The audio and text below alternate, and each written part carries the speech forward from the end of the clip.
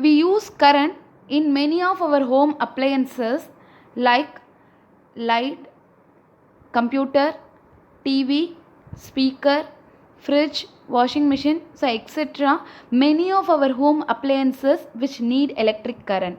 So the electricity drives our world. The country's 90% of energy is needed in the form of electricity.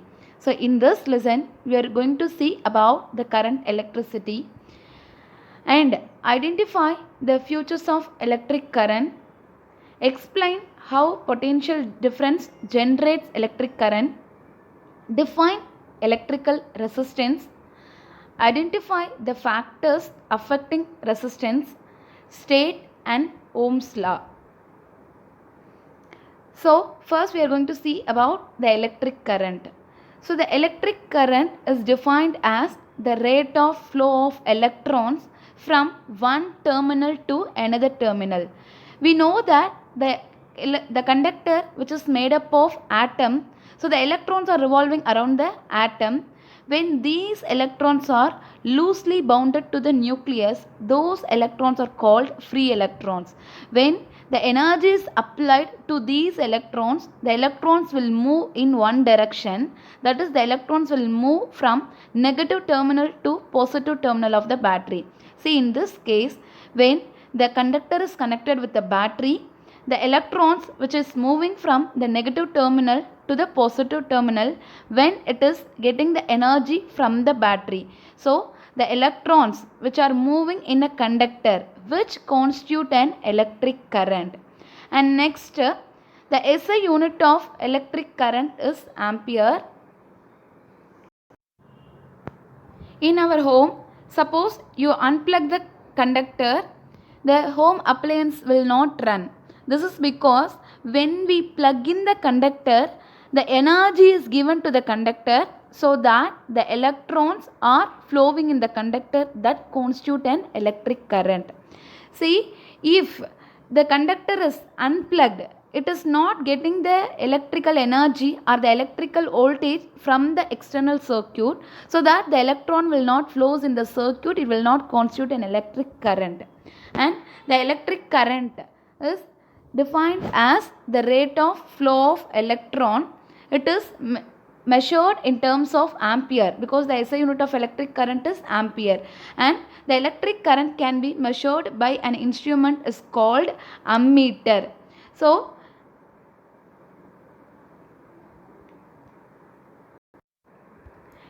here we can define 1 ampere. So 1 ampere is the amount of current when 1 coulomb of electrons which flows for 1 second. See, next we are going to see about the direction of electron and direction of current. When the electron which flows from the negative terminal to the positive terminal. Okay, so in this case we just consider a battery. The battery is connected with a switch and bulb. In the negative terminal which has more number of electrons than the positive terminal. So the more number of electrons which provides the electron from the negative terminal, that is less potential to the higher potential. So the electrons will flows from the negative terminal to the positive terminal, then the current will flows from the positive terminal to the negative terminal. See, the direction of electron is from the negative to the positive because the negative terminal which has more number of electrons, so that the electrons will flows from the negative terminal to positive terminal, but the current will always flows in the opposite direction to the electron, so that the direction of current will be flowing from the positive terminal to the negative terminal. Next we are going to see about electric potential and potential difference.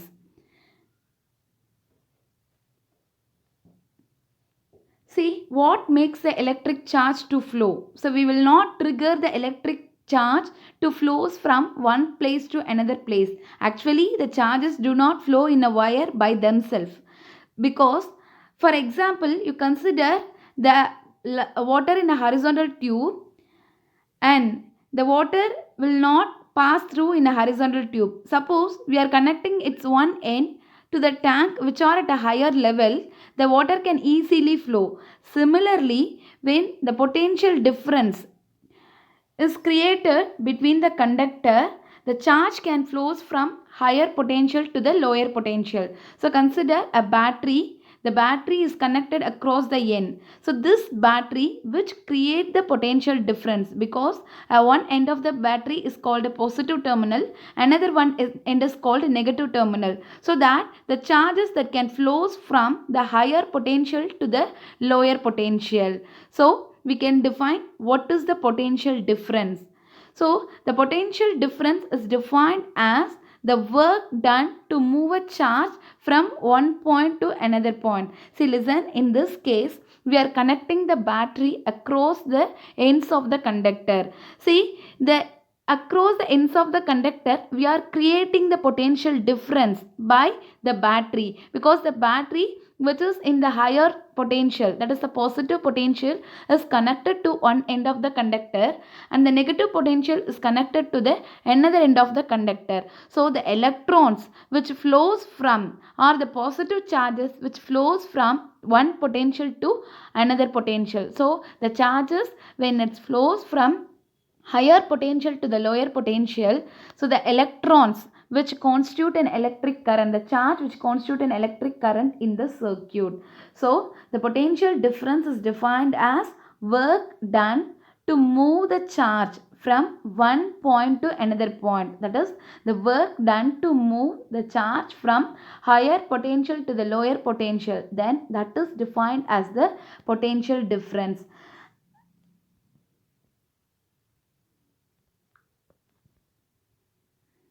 And the potential difference is equal to work done by charge, and its expression V is equal to W by Q. And the SI unit of the electric potential difference is taken as volt after the scientist Alessandro Volta, who discovered the electrochemical cell. Then how will you define 1 volt? So 1 volt can be defined as when 1 joule of work is done to move the charge of 1 coulomb. So it is called 1 volt. And the instrument which is used to measure the electric potential differences. See, next we are going to see about resistance. To understand the resistance, see the cartoon in which the volt is actually the potential difference. So the potential which offer the energy for the acceleration of electron. See the resistance which offer the opposition to the flow of electron. Okay, see the resistance is the property of the material which offer the flow of opposition to the flow of electrons. See, this can be understood by the example.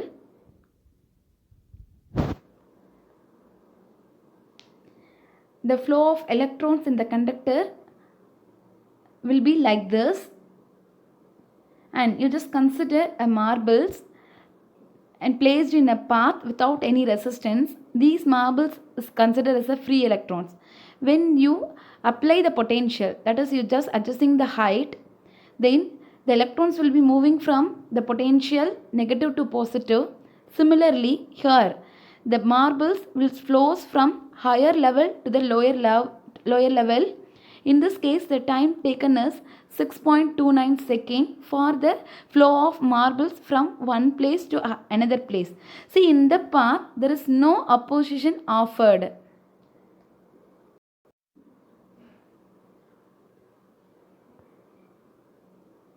Now listen the next case in which, see,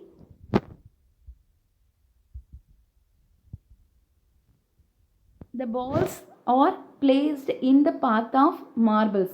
So the balls which oppose the motion of marbles, see the marbles are rushed in a place, so they collide with one another. So the motion of the marble is opposed by one another.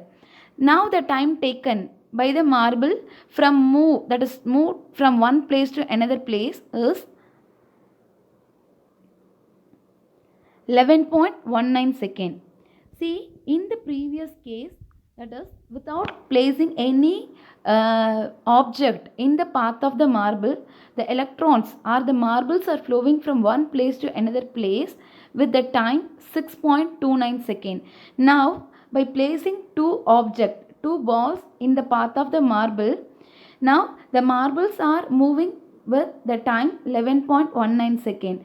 See the resistance, that is the opposition offered by the ball for the flow of marble is similar to the resistance offered by the flow of electron in the conductor. So that the resistance is the property of material which oppose the motion of flow of electrons in the conductor. Okay, so the resistance is nothing but the opposition offered by the conductor to the flow of electron.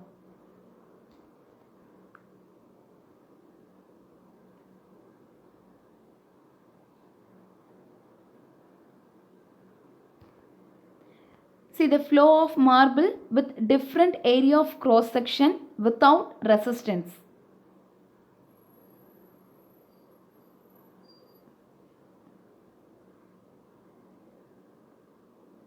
See, by placing the object in the path of marble, see the marbles are collide with each other, so that the marble which oppose the motion, so that it takes long time to move from one place to another place. In the same case, suppose in between we have any resistance, how the marbles are rushed. Similarly, the electrons will be rushed in the conductor when it have a high resistance. Okay, now can you understand this, children?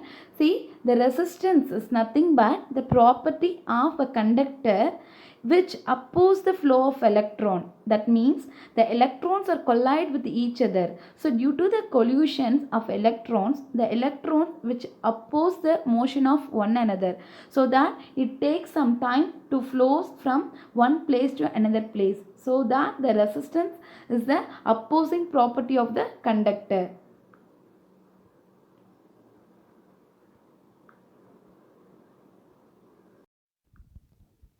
See, next we are going to see about the factors affecting the resistance. The first factor is length. The resistance of conductor is directly proportional to the length. See the figure. In the first one, the length of the conductor is lesser than the second figure.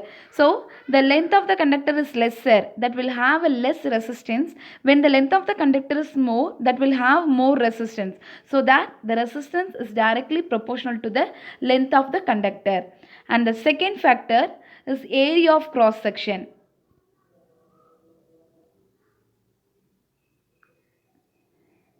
See, the resistance of the conductor is inversely proportional to the area of cross section.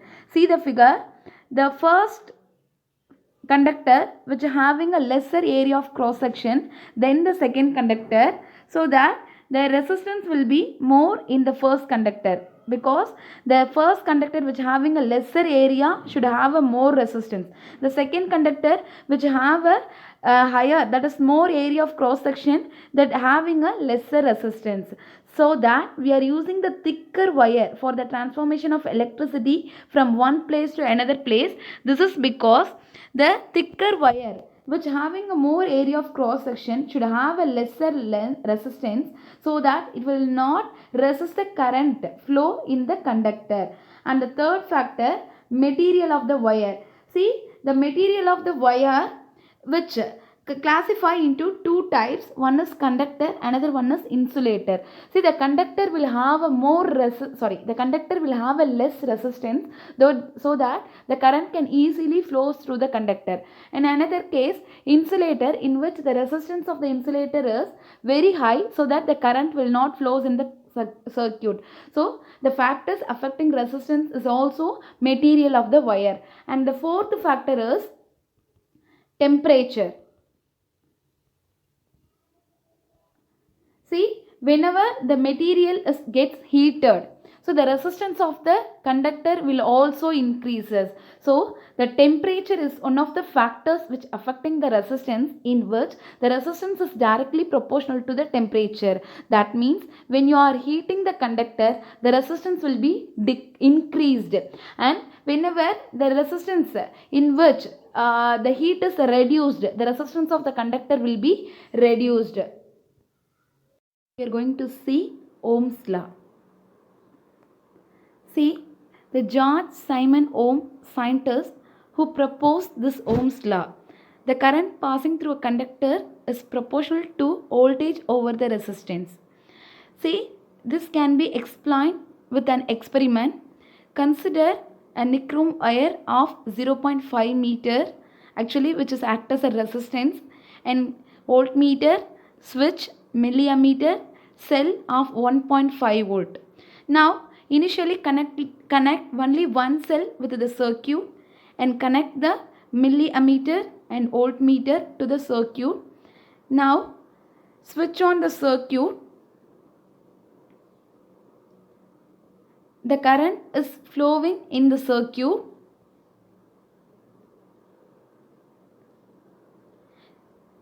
So the ammeter which shows the amount of current and the voltmeter shows the amount of potential.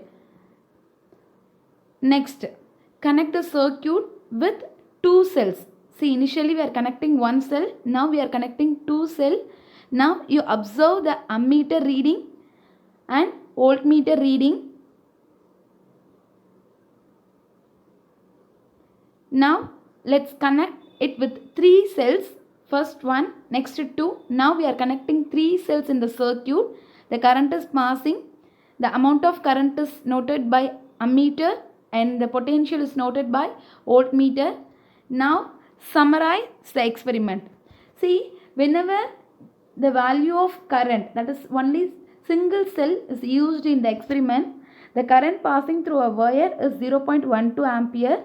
The potential is 0.3 ampere. When you are connecting double cell, now the current is increased to 0.2 ampere and 0.5 ampere is the potential. Okay, and next, when you are using the triple cell, the current passing through a nichrome wire is 0.3 ampere and the potential is 0.75 volt. There it is volt pa, here it is given wrong, ampere na tappa kuduthirukanga, this is volt. Okay, the potential difference across the nichrome wire, column keela irukka ellame volt da. Okay, listen children, if the single cell is added, the current is 0.12, double 0.2, triple 0.3. See, the cell is added, the current is increases and the potential also increases. So this is Ohm's law. See, according to Ohm's law, at constant temperature, the potential is directly proportional to the current in the circuit. Okay, so according to Ohm's law, at constant temperature, a steady current means direct current. We have two types of current. One is direct current, another one is alternating current. Okay, so in this case we are only using the steady current, that means DC current. Okay, so at constant temperature, the steady current flowing through the conductor is directly proportional to the potential across the conductor. So V is proportional to I. Okay, so then V is equal to, proportional edutona proportionality constant R. Okay, V is equal to IR. So that is Ohm's law. From that, V by I is equal to resistance, that will be always a constant. Okay, so from this Ohm's law, the voltage is directly proportional to the current. Okay, and resistance R is equal to V by I. This V by I value is always constant. Okay, so we have the limitations of Ohm's law. Suppose you are changing the temperature of the conductor, this Ohm's law will not obey because it obeys only at the constant temperature. At the same time, if you are passing the alternating current, the Ohm's law will not obey by the conductor because it only can accept the direct current.